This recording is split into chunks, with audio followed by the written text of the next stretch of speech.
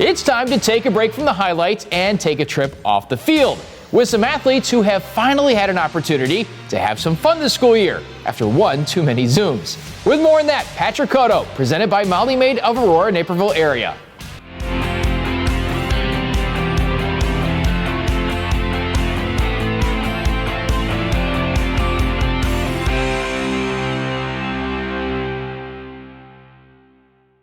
Number 43, Gus!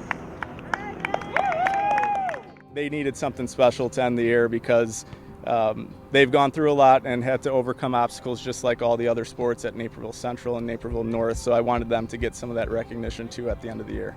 For the first time since January of 2020, the District 203 Special Olympic athletes had an opportunity to compete. Unlike the annual indoor game, this year's event was moved outdoors to ensure a safe environment for all athletes. After months of Zoom practices, this was the first and only in-person competition of the season. To reward their hard work, Special Olympics head coach Brandon Moriarty wanted to send this group out with a bang. They definitely took the skills that they learned over Zoom, and you saw them come out here and they knew right away what skills to work on with the passing and the shooting and the dribbling. So to see them transition those drills from an online Zoom practice to an actual in-person outdoor game was pretty cool to see. The event began with each player getting recognized, and from there, it was game time.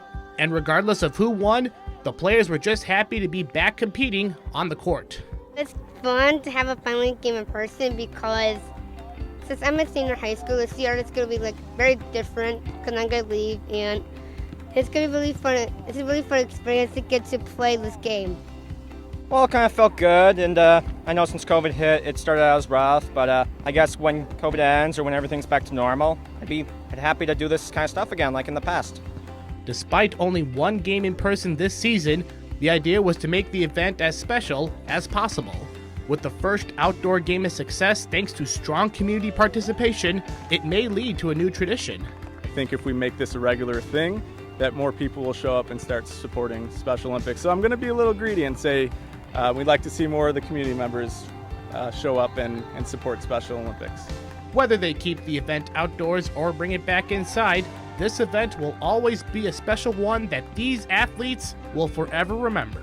We have great